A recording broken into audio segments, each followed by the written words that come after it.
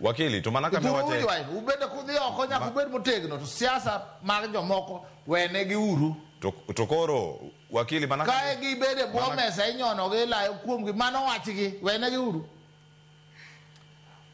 Wakili manaka ma intiere kar kanyo kinyalo winje mana sani iwacho kanyo ni Cherargei nyalo keto jatend piny Kenya William Ruto mondo nen marach mondo look bad to diponi ma biro kalore kod fuok ma bende oseneno e tudruok nikech are jogi maki sirkal pok owuok oko mar yango malongo kama jogi nitiere kato bang'e Cherargei muoche kanisa to wacho mowacho kato bang'e bende oloso mane bunge diponi biro nikech fuok e wach ma ikeyo kata weche ma communication mawuok e sirkal kikono jo Kenya kama jogi nitiere negi link nyaka nyoro sama ne Mudavadi oloso jatend piny Kenya to bende pok wacho wach moro amora wiye kata bang' Museveni wacho ni ero jogi nomaki to jolweny ma Uganda nosekwedo wach makamano.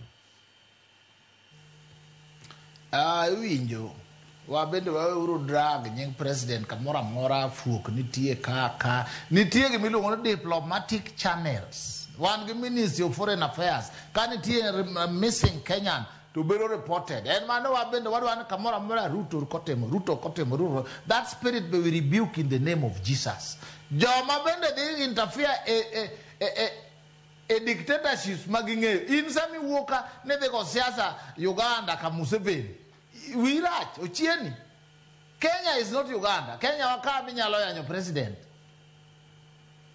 to president kono na haya hata we pia nimejinga Uganda kucho gibiro togi gigo gibiro dio to kendo jipamo Tanzania mama chobiro marach omiyo watie kitabu wa kwa bi oko to wabedu wendo wene UN gi UNDP ga ngomodo deal go. They have their unique problems. The last Sunday nyoro Katakwa diocese go written a Bishop John Omuse ACK diocese. The Vice President of Uganda, Madam Jessica Alupo, was one of our guests, very gracious lady, military leader. Loso maber gera manie kidjo Kenya gi Tanzania gi Uganda emomio nyoen kanyo.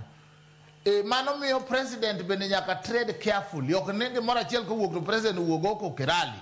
Wawe drag our president. Wawe uruketo our president look bad. Aye.